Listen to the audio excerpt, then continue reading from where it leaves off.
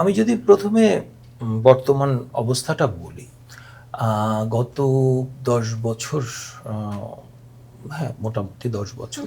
তো ১০ বছর সময়ের মধ্যে আসলে বাংলাদেশে এনএলপি রিলেটেড রিসার্চ, বিশেষ করে বাংলা ভাষাভিত্তিক যে এনএলপি রিসার্চ এবং আহ, বিভিন্ন ধরনের অ্যাক্টিভিটিস, এক্ষেত্রে লিঙ্গুইস্টিক্স ডিপার্টমেন্ট তার শিক্ষার্থীদের মাধ্যমে এবং শিক্ষকদের মাধ্যমে একটা ভালো সাপোর্ট দিয়ে এসছে।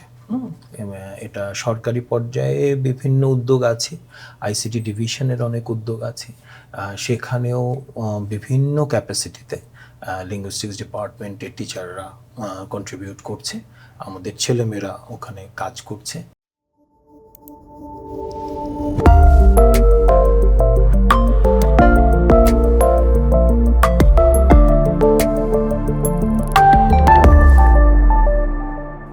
Be a lifelong learner.